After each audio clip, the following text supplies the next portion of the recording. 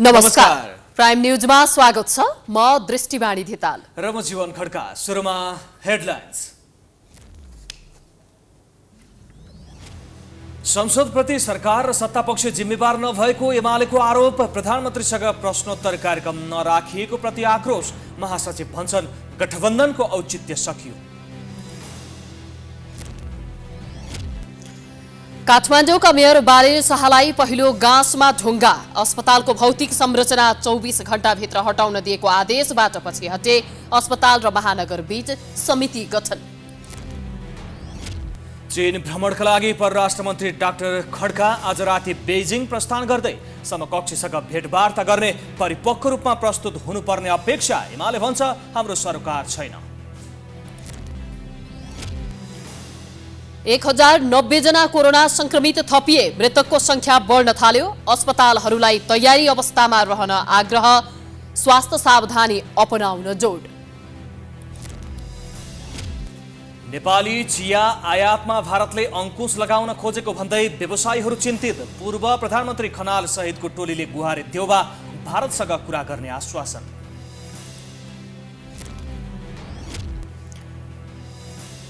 भारत बिहारका मुख्यमन्त्री नीतीश कुमारले दिए राजीनामा। भाजपा नेतृत्वको नेशनल डेमोक्रेटिक अलायन्स एनडीएसँग खटपट। फेरि अर्को गठबन्धनको गृह कार्य। र नेपाली क्रिकेट टिम केन्यासँग टी20 र 1 दिवसीय अन्तर्राष्ट्रिय सिरिजका लागि खेल्ने 5 खेलको टी20 र 3 1 दिवसीय सिरिजको तयारी।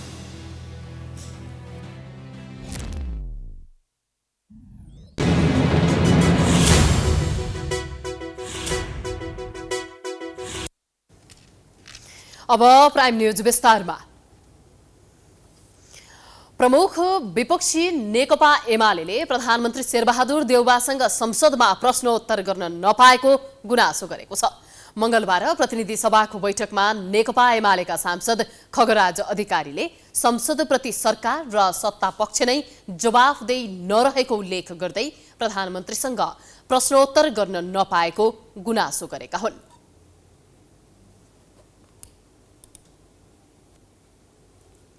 सत्ता पक्ष नै स्वयं तयार छैन। अहिलेसम्म सम्माननीय प्रधानमन्त्री शेरबहादुर देउवा प्रधानमन्त्री भएदेखि यो कार्यक्रम सुरु भयो उहाँहरू जवाफदेही हुनुहुन्छ। त्यसकारणले हामीले यो महत्त्वपूर्ण छलफल त गरेका छौँ, यसको सम्मान त हामी गर्छौँ, तर यो कार्यान्वयन हुन्छ, कार्यान्वयन हुने गरी ल्याइएको छ यो छलफल। प्रतिनिधि सभा नियमावलीको परिच्छेद 9 मा संसदमा प्रधानमन्त्रीसँग प्रश्नोत्तर कार्यक्रम सञ्चालन हुन सक्ने सम्बन्धी व्यवस्था छ, जहाँ सभामुखले प्रतिनिधि सभाको प्रत्येक महिनाको पहिलो र तेस्रो हप्तामा बस्ने पहिलो बैठकको पहिलो 1 घण्टा प्रधानमन्त्रीसँग संसदमा प्रश्नोत्तर कार्यक्रमका लागि निर्धारण गर्न सक्ने उल्लेख गरिएको छ। पहिलो र तेस्रो हप्तामा बस्ने पहिलो बैठकको पहिलो 1 घण्टा कुनै कारणवश बैठक बस्न नसकेमा त्यसपछि लगतै बस्ने बैठकको पहिलो 1 घण्टाको समय निर्धारण गर्न सक्ने भनिएको छ। तर प्रतिनिधि सभाले नियमावलीको यो व्यवस्था कार्यान्वयन गराउनै सकेको छैन। नेकपा एमालेकै नेतृत्वमा 3.5 वर्ष सरकार हुँदा जम्मी एकपटक प्रतिनिधि सभामा प्रधानमन्त्रीसँग संसदमा प्रश्नोत्तर कार्यक्रम सञ्चालन भएको थियो। नेकपा एमालेले प्रदेश र संघीय निर्वाचनका लागि निर्वाचन आयोगमा दल दर्ता गरेको छ। मंगलबार एमाले महासचिव शंकर पोखरेल, उपमहासचिव प्रदीप गेवाली लगायतका नेताहरू आयोग पुगेर आगामी निर्वाचनको लागि दल दर्ता गराएका हुन्।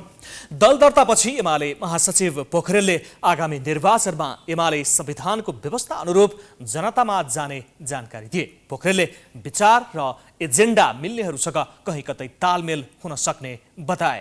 निर्वाचनमा दलहरूका आफ्ना विचारहरू जनतामाझ लगेर जनमत लिनुपर्ने भए पनि अहिले देखिएको गठबन्धनको प्रवृत्ति लोकतन्त्रका लागि दीर्घकालीन रूपमा स्वस्थकर नरहेको उनको भनाइ छ। गठबन्धन भनेको बाध्यताको उपज हो। दलहरूले चुनावमा गठबन्धन बनाएर चाहिँ चुनाव लड्ने कुरा चाहिँ आफ्नो सामर्थ्यमाथि चाहिँ अविश्वास गर्नु हो। अब मुलुकलाई विकास र समृद्धिको बाटोमा डोर्याउनु पर्नेछ। त्यो सामर्थ्य नेकपा एमालेसँग छ भन्ने कुरा 3 वर्षको समयमा हामीले सरकारको नेतृत्व गर्दाखेरि जे कुरा उजागर गरेका छौँ, आज ती कामहरू चाहिँ एक प्रकारले अवरुद्ध भएका छन्। विकास र निर्माणको कामलाई हामी जोड दिन चाहन्छौँ। समृद्ध नेपाल सुखी नेपाली जुन राष्ट्रिय आकाङ्क्षाका रूपमा हामीले सूत्रबद्ध गरेका छौँ त्यसलाई पुनः अगाडि बढाउनका लागि फेरि नेकपा एमाले नेतृत्वमा आवश्यक छ भन्ने कुराको सन्देश जनताका बीचमा लिएर जान चाहन्छौँ। बलियो दललाई गठबन्धन आवश्यक नपर्ने र कमजोर मात्रै गठबन्धन बनाएर जाने गरेको महासचिव पोखरेलको भनाइ छ। आगामी निर्वाचनका लागि हालसम्म आयोगमा एमाले सँगै 10 वटा दल दर्ता भएका छन्।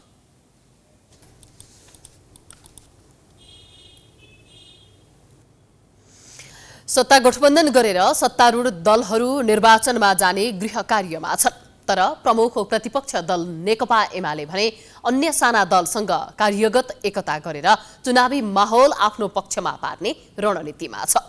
यसका लागि सबै दलसँग एमाले अनौपचारिक वार्ता पनि गरिसकेको छ। तर एमालेलाई साथ दिन अन्य दलहरू तयार नभए पनि एमाले चुनावी तालमेलका लागि प्रयास भने जारी राखेको छ।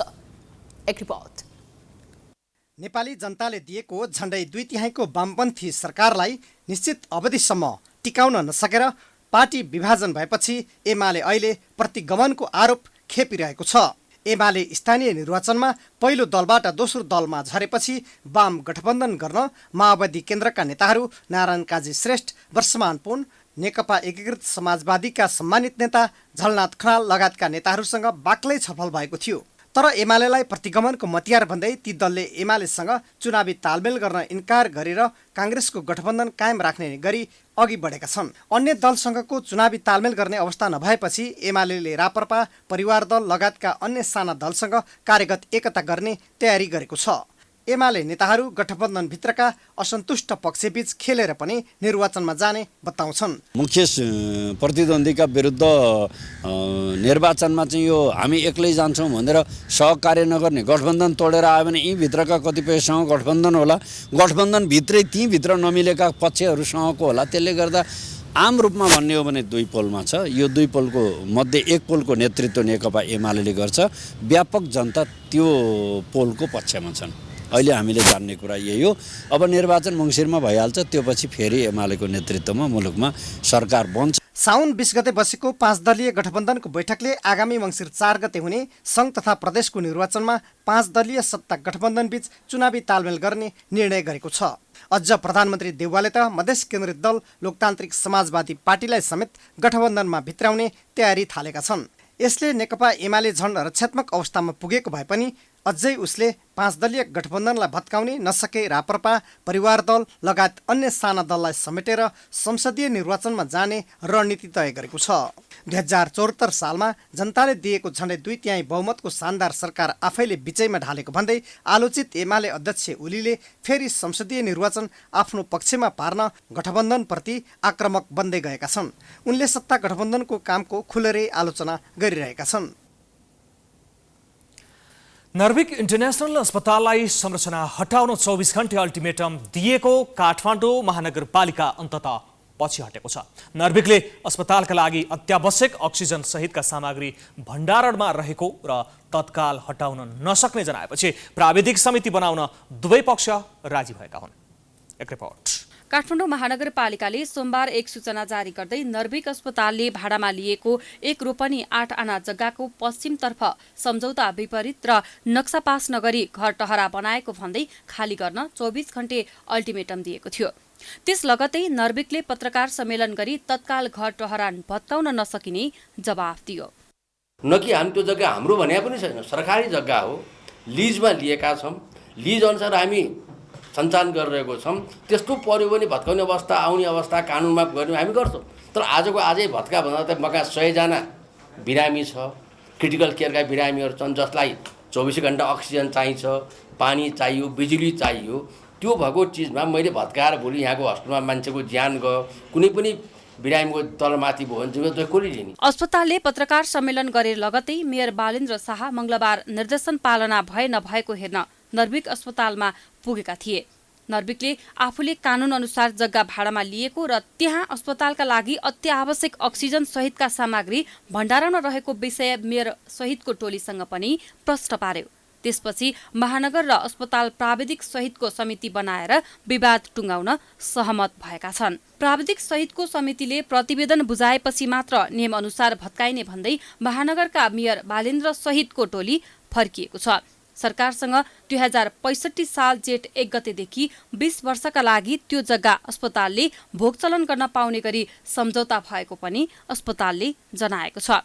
नगर मान्छेको ज्यानको कुरा छ। भोलि तपाईँको कोही परिवार त्यहाँ बिरामेर सुतिरहेको छ, उसलाई अक्सिजन चाहिएको छ, यहाँ भत्काउनु थाल्यो तपाईँ मान्नुहुन्छ? ठिक हो भनौँ न नि। एउटाको कसको परिवार त सुतिरहेको छ अहिले अक्सिजन चाहेर, त्यसलाई अहिले भत्काउन मिल्छ? ठिकै कमिटी गठन गरौँ भन्नुभयो सिद्धि। अक्सिजन प्लान्ट, विद्युत विवरण प्यानल, खानेपानी र डायलासिस सप्लाई जस्ता बिरामीको उपचारका लागि अत्यावश्यक सामग्री भएकोले महानगरपालिकाले यस विषयलाई ध्यान दिने विश्वास पनि नर्भिकले लिएको छ। प्राइम टाइम्स टेलिभिजनका लागि क्यामेरामा दिलमन्यु सिलवालका साथ रेमन नेपाली, काठमाडौँ। परराष्ट्र मन्त्री डाक्टर नारायण खड्का 3 दिने भ्रमणको सिलसिलामा आज राति बेजिङ प्रस्थान गर्दैछन्। चिनिया विदेश मन्त्री वाङ ईको मैत्रीपूर्ण निमन्त्रणामा खड्का उत्तरी छिमेकीको औपचारिक भ्रमणमा जान लागेका हुन्। 2078 असारमा देउबा सरकार बनेपछि नेपालका तर्फबाट चीनतर्फ हुन लागेको यो नै उच्च स्तरीय भ्रमण हो। मन्त्री खड्का र चिनिया विदेश मन्त्री वाङ बीच चीनको पूर्वमा पर्ने सान्दोङ प्रान्त स्थित तटीय सहर छिङदाओमा भोलि द्विपक्षीय वार्ता हुनेछ। वाङले खड्का र नेपाली भ्रमण टोलीको सम्मानमा भोलि नै रात्रिभोज दिनेछन्।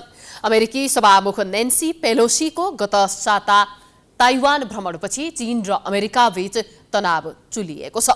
भ्रमणमा परराष्ट्र मन्त्री खड्काले नेपालको एक चीन नीतिप्रति प्रतिबद्धता जनाउने परराष्ट्र मन्त्रालयले जनाएको छ। भ्रमणमा नेपाल र चीन बीचको सीमा समस्याबारे पनि छलफल हुने भएको छ। चीनले अघि सारेको बेल्ट एन्ड रोड अवधारणा भन्ने कुनै पनि सम्झौता नहुने बताइएको छ। यसैबीच प्रमुख प्रतिपक्ष दल नेकपा एमालेले यस्ता भ्रमणका विषयमा एमालेको कुनै टिप्पणी नरहेको बताएका छन्।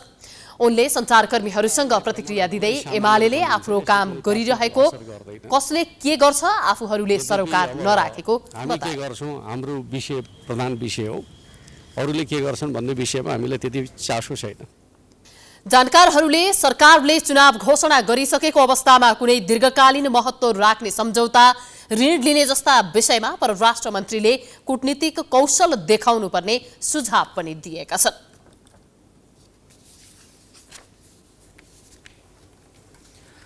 परराष्ट्र मन्त्री डाक्टर नारायण खड्काको चीन भ्रमणका विषयमा अनेक टीका टिप्पणी भएका छन्। विगतमा चीनले एमाले माओवादी मिलाएर नेकपा बनाउन प्रमुख भूमिका निर्वाह गरेको विषय ओपन सिक्रेट जस्तै छ।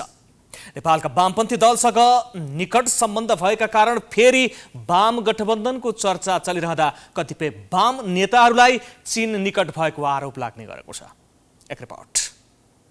नेपालको भूराजनीति निकै जटिल अवस्थामा रहेको विषय प्रष्टै छ। विशाल दुई छिमेकी चीन र भारतको छिमेकी भएकोले पनि नेपालले सन्तुलित कूटनीति अपनाउनु पर्ने विषय अपरिहार्य मानिन्छ। तर बेला बेला राजनीतिक दलका शीर्ष नेताहरूको अभिव्यक्ति हेर्दा उनीहरू दक्षिणी छिमेकी भन्दा उत्तरी छिमेकीसँग निकट भएको आरोप लाग्छ। चीनले नेपालसँगको सम्बन्धलाई महत्त्व दिनुमा दुई कारण छन्। नेपाल दक्षिण एसियाको हब र नेपालमा पश्चिमा राष्ट्रको बलियो उपस्थिति। खास गरी नेपालमा एमसीसी पारित गर्ने विषयमा केही वामपन्थी दलका कतिपय नेताहरू यसरी विरोधमा उत्रिए कि उनीहरू उत्तरी छिमेकीको सङ्केत अनुसार चलेको आरोप खेप्नु पर्यो। एमसीसी पारित हुँदा अमेरिकाले नेपाली भूमि मार्फत चीनको जासुसी गर्न खोजेको भन्ने विषय सतहमा आइरहँदा ती नेताहरूको अभिव्यक्ति पनि अमेरिकाप्रति गरम र चीनप्रति नरम थियो। खास गरी चीनसँग निकट सम्बन्ध भनी पूर्व प्रधानमन्त्री एवं नेकपा एमालेका सम्मानित नेता झलनाथ खनाल, एमाले वरिष्ठ उपाध्यक्ष ईश्वर पोखरेल, नेता भीम रावल, माओवादी वरिष्ठ नेता नारायण काजी श्रेष्ठ, माओवादी नेताहरूको नाम अग्रपङ्क्तिमा आउँछ। ससाना वाम दलहरूको पनि रुझान चीनप्रति नरम भएको पाइन्छ।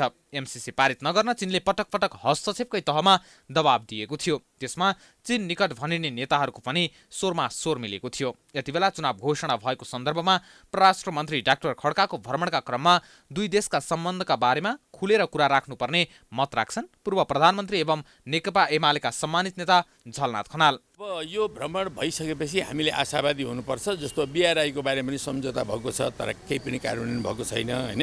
कहिलेकाहीँ सीमाको बारेमा पनि समस्या आउन खोज्छ। ती समस्याहरूको बारेमा पनि समाधानको एउटा दीर्घकालीन आधारहरू हामीले तयार पार्नुपर्छ। अरू धेरै क्षेत्रहरूमा हामीले आर्थिक, सामाजिक, सांस्कृतिक, शैक्षिक, यो विज्ञान टेक्नोलोजी सम्बन्धी विविध क्षेत्रहरूमा सहयोगका सम्भावनाहरू छन्। त्यो सहयोगका सम्भावनाहरूको बारेमा पनि यो भ्रमणबाट केलाइयोस्। पछिल्लो समय चीनका उच्च कूटनीतिज्ञहरूको नेपाल भ्रमण पनि बाक्लिएको छ। केही समय अघि चिनिया कम्युनिस्ट पार्टीको विदेश विभागका प्रमुख लिउ चियान्छाओ नेतृत्वको टोलीले नेपाल भ्रमण गरेको थियो। त्यो भ्रमणका क्रममा वामपन्थी दलहरूसँगको भेटमा उनले कम्युनिस्टहरू मिलेर अघि बढ्दा चीन खुसी हुने धारणा व्यक्त गरेका थिए। यस्तै नेपाली भूमिमा चीन विरोधी गतिविधि हुन नदिन नेताहरूलाई सजग गराएका थिए। बेल्ट एन्ड रोड इनिसिएटिभ्स BRI-लाई कार्यान्वयनमा लैजान अनुरोध गरेका थिए भने नेपाल चीन पक्षमा उभिएको हेर्न चाहेको स्पष्ट पारेका थिए। कम बोल्ने चिनिया कूटनीति मानिन्छ। दुई देशबीच सन्तुलित सम्बन्ध बनाउन पनि नेताहरूले आफूलाई एकाङ्की अभिव्यक्ति दिने विषयलाई गम्भीरतापूर्वक लिनुपर्ने कतिपयको बुझाइ छ। आगामी निर्वाचनमा लोकतान्त्रिक समाजवादी पार्टी लोसपा कता लाग्छ, अहिले यो धेरैको जिज्ञासाको विषय बनेको छ। निर्वाचनको मिति घोषणा भइसक्दा पनि सरकारमा जान खुट्टा उचालिरहेको लोसपाको सत्ता गठबन्धनको 6औं दल बन्ने चाहनामा जसपा बाधक बन्ने देखिन्छ। एक रिपोर्ट। सरकारले नागरिकता विधेयक संसदबाट पारित गरिसकेपछि लोसपा निरन्तर प्रधानमन्त्री शेरबहादुर देउबासँग संवादमा छ। प्रधानमन्त्री देउबाले लोसपालाई सत्ता गठबन्धनको 6औं दल बन्न अनुरोध गरिसकेका छन्। यसप्रति लोसपा नेताहरू पनि सकारात्मक छन्। नागरिकता विधेयक पास भएसँगै आफ्ना धेरै माग पूरा भएको दाबी गर्ने लोसपा नेताहरूले थुनामा रहेका आफ्ना नेता कार्यकर्ताहरूलाई थुनामुक्त गरेपछि आफ्ना सबै माग पूरा हुने प्रतिक्रिया दिएका छन्। त्यसैले लोसपा सरकारमा जान र सत्ता गठबन्धनको 6औं दल बन्न पनि तम तयार भएर बसेको छ। अहिले प्रधानमन्त्रीसँग मात्रै संवादमा रहेका लोसपा नेताहरू प्रधानमन्त्री देउबाले सत्ता गठबन्धनको बैठकमा प्रस्ताव पेश गरेपछि गठबन्धनका अन्य दलहरूको प्रतिक्रिया कस्तो हुन्छ त्यो कुरेर बसेका छन्। गठबन्धनका सबै दल लोसपालाई गठबन्धनमा सहभागी गराउन राजी भए भने यो दल गठबन्धनको 6औं दल मात्रै बन्ने छैन, हिसाब किताब मिल्यो भने सरकारमा समेत सहभागी हुनेछ। अब त्यहाँ एउटा अलरेडी गठबन्धन छ 5 दलको, 6औं दल त्यहाँ प्रवेश गर्दाखेरि त 5 दलमा उहाँहरूको मुख मिल्नु परे, अन्य 6औं प्रवेश हुन्छ। त्यो गृह कार्यमा उहाँहरू लाग्नु भएको छ। अब त्यसको रिजल्ट के आउला त्यसै अनुसार हामी अगाडि बढ्छौँ। लोसपालाई सरकार र सत्ता गठबन्धनमा सहभागी गराउन जसपा बाहेक अन्य दलहरू सहमत नै हुनेछन्। जसपा र लोसपा यी दुवै दलको प्रभाव क्षेत्र मधेस नै भएकाले जसपाले सत्ता गठबन्धन र सरकारमा लोसपाको इन्ट्री रुचाएको छैन। अब कार्यदलको बैठकले निर्णय गरेर कार्यदलका शीर्ष नेताहरूले चाहिँ संयुक्त प्रेस विज्ञप्ति जारी गरिसक्नु भएको छ र त्यसमा 5 दल बाहेक अरू दल समावेश नै नभएको अवस्था छ। त्यसकारण अब कार्यदलले नै निर्णय नगरेको 5 दलीय अहिले गठबन्धन भएको र यसको नाम पनि 5 दलीय गठबन्धन निर्वाचन तयारी समिति कार्यदल रहेको हुनाले अब कार्यदलले अरू दलको बारेमा सोच्ने कुरै आउँदैन। जसपाका केही नेताहरू गठबन्धनमा लोसपाको इन्ट्रीप्रति कठोर रहे पनि कतिपय नेताहरू पनि नरम नै देखिन्छन्।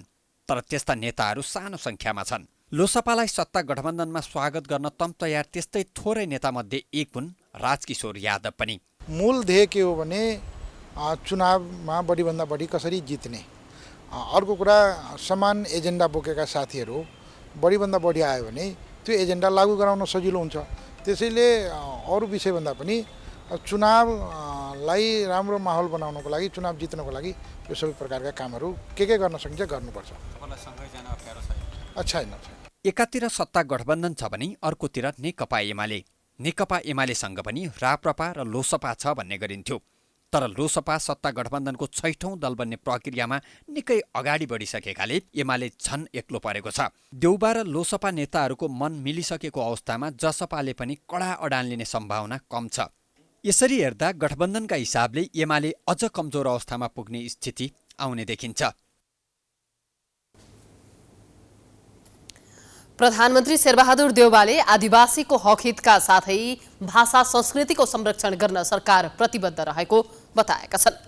28औं विश्व आदिवासी दिवसका अवसरमा नेपाल आदिवासी जनजाति महासंघले मंगलबार काठमाडौँमा आयोजना गरेको कार्यक्रममा प्रधानमन्त्री देउवाले नेपालको प्रजातान्त्रिक आन्दोलनमा आदिवासीको भूमिका महत्त्वपूर्ण रहेको भन्दै आदिवासीको हक हितका साथै भाषा संस्कृतिको संरक्षण गर्न सरकार प्रतिबद्ध रहेको बताएका छन्। उनले संविधानमा उल्लेख भए अनुसार समानुपातिक समावेशिताको विषयलाई व्यवहारमा उतार्न पनि आफूले पहल गरेको जानकारी दिए।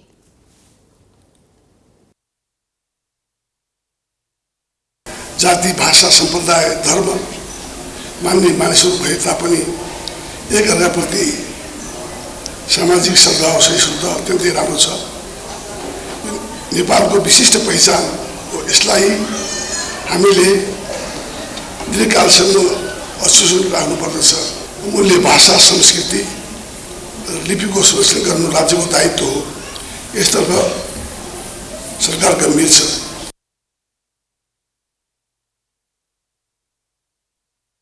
जातिको पहिचान गरी राज्यको मूलधारमा ल्याएर राष्ट्रको विकासमा उनीहरूको योगदानलाई थप उच्च बनाउन जरुरी रहेको उनको भनाइ छ। दिवसका अवसरमा महासंघले काठमाडौँमा सांस्कृतिक र्याली समेत निकालेको थियो। विश्वभर आदिवासी जनजातिको योगदानको कदर गर्दै संयुक्त राष्ट्र संघको आह्वानमा हरेक वर्ष अगस्त 9 तारिकमा यो दिवस मनाउने गरिन्छ।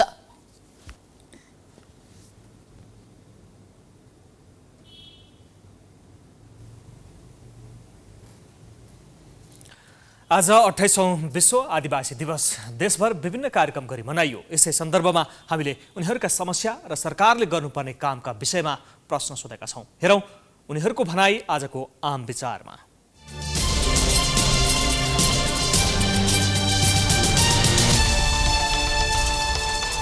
अलिकति उजागर गर्दै हैन, अलिकति हिम्मत दिँदै, अलिकति आशाको किरण ल्याउँदै हैन, उनीहरूलाई एजुकेसन दियो भने हैन, उनीहरूले पनि आफ्नो संस्कृतिहरू, आफ्नो संस्कार संस्कृतिहरू बढाउँदै जान्छ। आदिवासी जनजातिमा चाहिँ धेरै समस्याहरू छन्। यसमा चाहिँ सरकारले चाहिँ उचित काम गरिदिनु पर्यो। यसमा अहिले हामी चाहिँ देशभरिका माझीहरू चाहिँ एउटा समस्यामा परेको छौँ र हामी चाहिँ सरकारबाट अपहेलित भएको जस्तो महसुस हामीले गरेका छौँ। समान हुन्छ भन्ने कुरा छ, तर त्यो समान अधिकार चाहिँ अहिलेसम्म आदिवासी जनजातिहरूले चाहिँ नपाएको अवस्था छ। त्यसले चाहेको चाहिँ नि हामीले पाएका छैनौँ, किनभने हामीले आदिवासीको कोटा भनेर राज्यले हामीलाई चाहिँ छुट्याएको अवस्था छैन। आदिवासीहरूले यो देशको मूलवासीहरूले चाहिँ जुन उठाइरहेको हाम्रो विभिन्न धार्मिक सांस्कृतिकदेखि लगेर हाम्रो आर्थिक हरेक कुराहरू छन्, जुन सबै पहिचानको कुराहरू आउँछन्, हाम्रो जीवनशैली पद्धति, यो कुराहरूको लागि चाहिँ सम्बोधन गरिनुपर्छ। हामीलाई चाहिँ आफ्नो भाषा, आफ्नो पहिचानहरू चाहिँ हैन बिस्तारै लोप हुने अवस्थामा पनि छ। हाम्रो हक हितको लागि काम गर्ने जनजाति आयोग छ, तर जनजाति आयोगले अहिलेसम्म राम्रो काम गरिरहेको छैन। अब आगामी दिनमा चाहिँ राम्रो काम गरोस्।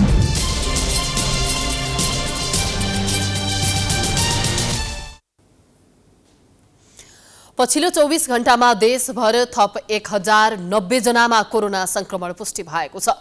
लामो समयपछि नेपालमा एकै दिन 1000 बढी संक्रमित थपिएका छन्। स्वास्थ्य तथा जनसङ्ख्या मन्त्रालयले आज जारी गरेको विवरण अनुसार 24 घण्टामा 6300 नमुना परीक्षण गर्दा 1090 जनामा संक्रमण पुष्टि भएको हो। संक्रमित मध्ये काठमाडौँमा 304, ललितपुरमा 72 र भक्तपुरमा 21 जना गरी उपत्यकामा 397 जना संक्रमित भेटिएका छन्। सोही अवधिमा थप 438 जना संक्रमण मुक्त भई डिस्चार्ज भएका छन्। आज थप 2 जना संक्रमितको मृत्यु भएको छ। त्यस्तै देशभर सक्रिय संक्रमितको संख्या 5806 रहेको छ, जसमध्ये होम आइसोलेसनमा 5593 जना र संस्थागत आइसोलेसनमा 213 जना रहेको बताइएको छ। त्यसैगरी आइसियुमा 61 जना र भेन्टिलेटरमा 7 जना संक्रमित उपचाररत रहेका छन्।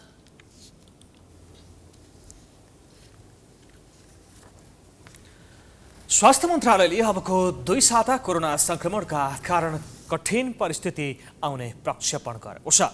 मन्त्रालयले संक्रमण बढ्दै जाँदा अस्पतालहरूमा समेत बिरामीको चाप पर्न सक्ने भन्दै सचेत रहन अपिल गरेको छ।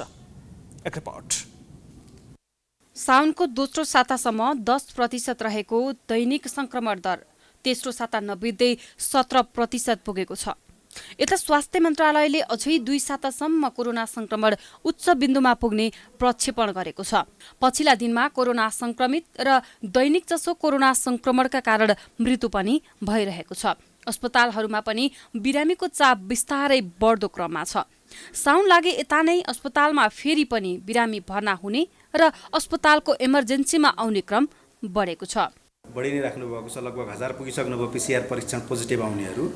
त्यही हामीले चाहिँ ज्वरो रुगाखोकी आउने बिरामीहरू अधिकांश बढेको र अहिले मौसम परिवर्तन पनि भइराखेको छ। अब लगभग वर्षा ऋतुको मध्यभागमा हामी छौँ हैन, र घाम लाग्ने पानी आउने भइराखेको र चाहिँ धेरै ठाउँमा चाहिँ यो वातावरणीय प्रदूषणको कारणले गर्दाखेरि पनि रुगाखोकीका बिरामीहरू बढेको छन् र तिनीहरूलाई हामीले ज्वरोका बिरामी चाहिँ धेरै नै आउनु भएको छ। इमर्जेन्सीमा पनि हामीले देख्न सक्छौँ र PCR परीक्षण गर्दाखेरि धेरैको पोजिटिभ आइराखेको छ। स्वास्थ्य मन्त्रालयका अनुसार कोरोना संक्रमणका कारण असार र साउन महिनामा मात्रै 18 जनाको मृत्यु भएको छ र मृत्यु हुने मध्ये जम्मा 4 जनाले मात्रै कोरोना विरुद्धको खोप लगाएका छन्। बाँकी 14 जना खोप नलगाएका व्यक्तिको कोरोना संक्रमणका कारण मृत्यु भएकोले कोरोना विरुद्धको खोप लगाउन मन्त्रालयले आग्रह गरेको छ। यता कोरोनाको जोखिम उच्च छ, तर मानवीय गतिविधिले अझै संक्रमणको जोखिमलाई थप बढावा दिएको स्वास्थ्य तथा जनसङ्ख्या मन्त्रालयका प्रवक्ता डाक्टर समीर कुमार अधिकारी बताउँछन्। संक्रमणको सर्ने दरहरू, संक्रमणलाई रोक्नलाई हामीले गरेका प्रयासहरू सबैसँग जोडेर पृष्ठभूमिमा केही आधारहरू लिएर पूर्वानुमान गरिएको हुन्छ। पृष्ठभूमिमा लिएका आधारहरूमा हाम्रा संक्रमण रोकथाम नियन्त्रण गर्न सक्ने गरी व्यवहारहरू गर्न सक्यौँ भने त्यो अनुमान अनुसारको सङ्ख्यालाई हामीले घटाउन सक्छौँ, कम गर्न सक्छौँ। अहिले देशैभरि सक्रिय सङ्क्रमितहरूको सङ्ख्या बढी भएको छ। सङ्क्रमण आशंका लागेर परीक्षण गर्दाखेरि सङ्क्रमण पुष्टि हुने अनुपात बढेर गएको छ भनेपछि सङ्क्रमणको दायरामा नआउनु भएको व्यक्तिहरू पनि सङ्क्रमित भएको हुन सक्नुहुन्छ भन्ने हिसाबले हामीले तयारी गर्नुपर्ने, हामीले सावधानी लिनुपर्ने हुन्छ। संक्रमण बढ्ने र संक्रमणसँगै अस्पतालहरूमा भर्ना हुने दर समेत बढ्न सक्ने हुँदा अस्पतालहरूलाई तयारी अवस्थामा रहन मन्त्रालयले निर्देशन दिएको छ। कोरोना संक्रमणको 3 चरणमा भएका मानवीय क्षति तथा संक्रमणले मानिसमा गराएको त्रासलाई मध्यनजर गर्दै आम नागरिक र सरकारले कोरोना संक्रमणलाई व्यवस्था गर्न नहुने जनस्वास्थ्य विज्ञहरू बताउँछन्। यस अगाडि संक्रमित भएका नागरिकको उपचार व्यवस्थापन गर्न असफल देखिएको सरकारले फेरि यस्तै असफलता नदेखियोस् भन्नका लागि बेलैमा सावधानी अपनाउनु पर्ने जनस्वास्थ्य विज्ञ डाक्टर सुन्दरमणि दीक्षित बताउँछन्। संक्रमण बढेको छ, स्वास्थ्य मन्त्रालयको कुरा ठिक भएन। अब भ्याक्सिन जाने कुरा आउँछ भने के गर्ने? बच्चालाई त फेरि सेकेन्ड डोज दिन सुरु गरेछ, राम्रो गरे। तर अब यहाँ कोही मान्छे जसलाई बुस्टर दिनुपर्ने हुन्छ नि, 4th डोज दिनुपर्ने मान्छेले कोही अगाडि आउँछ भने दिनुपर्छ। त्यो सरकारको दायित्व छ। स्वास्थ्य हाम्रो चाहिँ मौलिक अधिकार भएको छ र कसरी गएर मलाई आज बुस्टर दिन पर्यो, मैले 3टा लिइसकेँ, मैले 4थो लिन्छु भन्नुको भने ठिक छ, त्यो दिनुपर्छ। त्यो उपाय छैन, किनभने जतिलाई दियो उति फाइदा हुन्छ यसको मतलब। तर त्यो भ्याक्सिनले अहिलेको नयाँ भेरिएन्टलाई काम गर्छ भन्ने पक्का चाहिँ छैन। यसअघि जस्तै धेरै जसो संक्रमितमा घाँटी दुख्ने, खोकी लाग्ने, छाती दुख्ने, ज्वरो आउने, जिउ दुख्ने, कमजोरीपन तथा पुरानै लक्षण देखिएको छ। पछिल्लो समय संक्रमितलाई पसिना धेरै आउने लक्षण पनि देखिएको छ। यद्यपि पहिले कोरोना संक्रमण भइसकेका मानिस अथवा खोप लगाइसकेका व्यक्तिमा कम असर देखिएको चिकित्सक बताउँछन्। खोप नलगाएका अथवा पूरा मात्रा नलगाएकालाई यो भेरिएन्टको बढी संक्रमण देखिएको चिकित्सक बताउँछन्, जसका कारण कोरोना संक्रमणको जोखिम कम गर्न खोप नलगाएकाले खोप लगाउन र खोपको पहिलो र दोस्रो मात्रा खोप लगाएकोले खोपको तेस्रो मात्रा लगाउन स्वास्थ्य मन्त्रालयको सुझाव छ। निर्वाचन आयोगले निर्वाचनमा मतपत्र बदर हुन नदिन मतदाता शिक्षा कार्यक्रमलाई प्रभावकारी बनाउने जनाएको छ। मंगलबार आयोगमा स्थानीय तह निर्वाचन 2079 प्रचार प्रसार तथा मतदाता शिक्षा कार्यक्रम प्रगति समीक्षा कार्यक्रममा प्रमुख निर्वाचन आयुक्त दिनेश कुमार थपलियाले यसअघिका कमी कमजोरीलाई हटाउँदै मतदाता शिक्षा कार्यक्रमलाई प्रभावकारी बनाउने बताएका हुन्। सरकारी सञ्चार माध्यम संघको छलफलका क्रममा मतदाता शिक्षालाई थप प्रभावकारी बनाउनका लागि सुझाव लिएको आयोगका प्रवक्ता शालिग्राम शर्मा पौडेलले जानकारी दिए। त्यस्तै उनले आयोगमा दर्ता भएका 116 दललाई आगामी निर्वाचनमा भाग लिनका लागि पुनः दर्ता गर्न आह्वान गरेको पनि जानकारी दिए। प्रवक्ता पौडेलले 2 वा 2वटा भन्दा बढी दलहरू एउटै निर्वाचन चिन्हमा लड्ने हो भने केन्द्रीय समितिको निर्णयका साथ निवेदन दिनुपर्ने बताए। तत्त दलको केन्द्रीय समितिबाट निर्णय गराएर आयोगमा कुन दलको निर्वाचन चिन्ह लिएर लड्ने हो सो विषय खुलाइ आयोगमा दल दर्ता गराउनुपर्छ। त्यो भएपछि सोही बमोजिम निर्वाचनमा उम्मेदवारी दिन सकिन्छ। प्रवक्ता पौडेलले आगामी निर्वाचनको तयारी तीव्रताका साथ अघि बढेको जानकारी पनि दिए। आगामी मङ्सिर 4 गते प्रदेश र सङ्घको निर्वाचन एकै चरणमा हुँदैछ।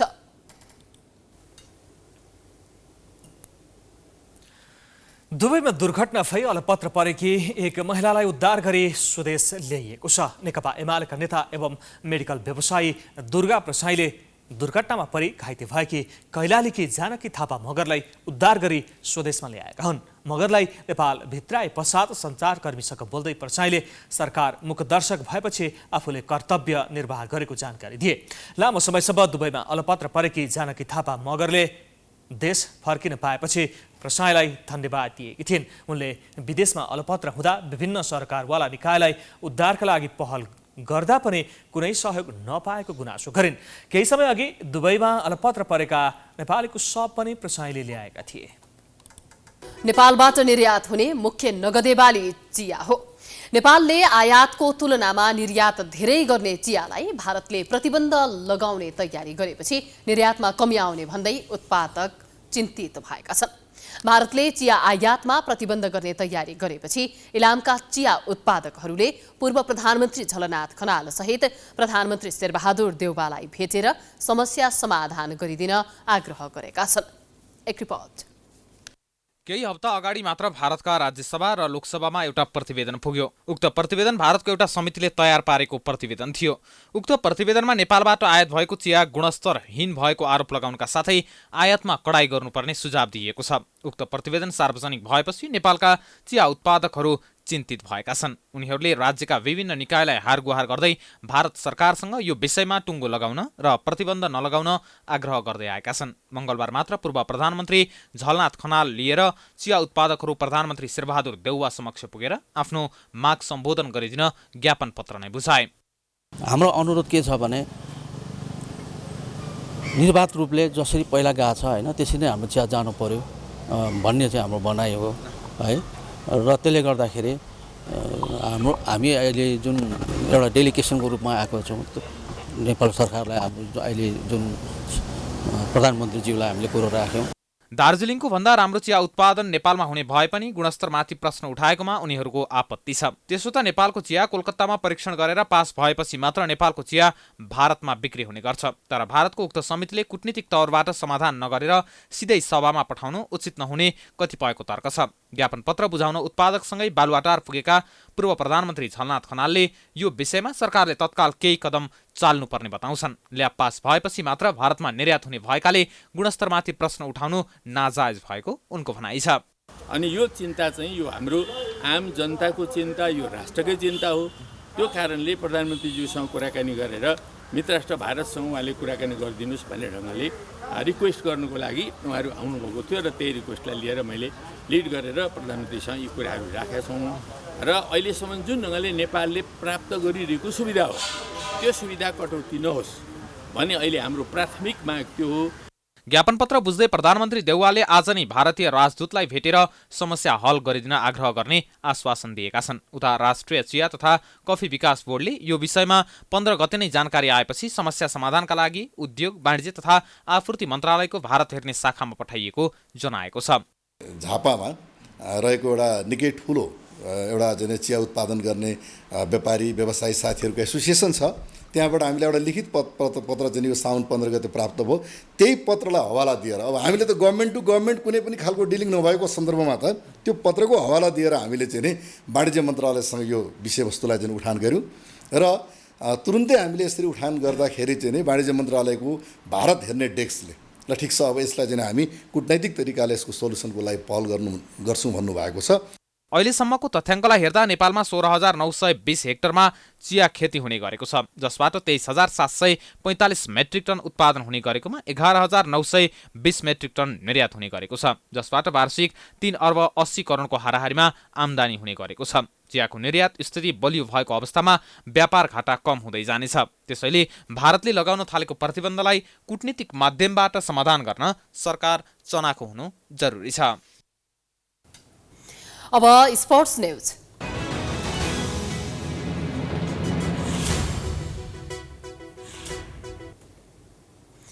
नेपाली राष्ट्रिय क्रिकेट टिमले केन्यासँग T20 र 1 दिवसीय अन्तर्राष्ट्रिय सिरिज खेल्ने भएको छ। नेपाल क्रिकेट संघ क्यानले मंगलबार केन्यासँग नेपालले T20 र 1 दिवसीय अन्तर्राष्ट्रिय सिरिज खेल्ने जनाएको हो। नेपालले केन्यासँग 5 खेलको T20 र 3 खेलको 1 दिवसीय सिरिज खेल्ने क्यानले जनाएको छ। दुवै सिरिज केन्याको घरेलु मैदानमा हुनेछ। सिरिजका लागि नेपालले अगस्त 25 देखि सेप्टेम्बर 5 सम्म केन्याको भ्रमण गर्नेछ।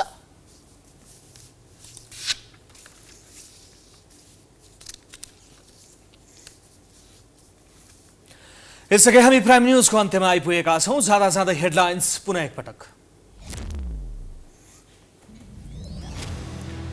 संसदप्रति सरकार र सत्तापक्ष जिम्मेवार नभएको एमालेको आरोप। प्रधानमन्त्रीसँग प्रश्नोत्तर कार्यक्रम नराखिएको प्रति आक्रोश। महासचिव भन्छन् गठबन्धनको औचित्य सकियो। काठमाडौँका मेयर बालेन शाहलाई पहिलो गाँसमै ढुङ्गा। अस्पतालको भौतिक संरचना 24 घण्टाभित्र हटाउन दिएको आदेशबाट पछि हटे। अस्पताल र महानगर बीच समिति गठन। चीन भ्रमणका लागि परराष्ट्र मन्त्री डाक्टर खड्का आज राति बेजिङ प्रस्थान गर्दै समकक्षीसँग भेटवार्ता गर्ने। परिपक्व रूपमा प्रस्तुत हुनुपर्ने अपेक्षा एमाले भन्छ, हाम्रो सरकार छैन।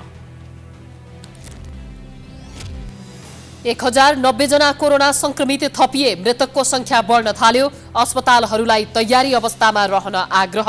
स्वास्थ्य सावधानी अपनाउन जोड।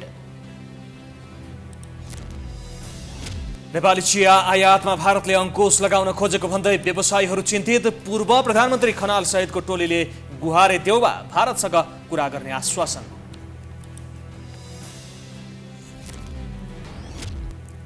भारत बिहारका मुख्यमन्त्री नीतीश कुमारले दिए राजीनामा। भाजपा नेतृत्वको नेशनल डेमोक्रेटिक अलायन्स एनडीएसँग खटपट। फेरि अर्को गठबन्धनको गृह कार्य। र नेपाली क्रिकेट टिम केन्यासँग T20 र 1 दिवसीय अन्तर्राष्ट्रिय सिरिजका लागि खेल्ने 5 खेलको T20 र 3 खेल 1 दिवसीय सिरिजको तयारी।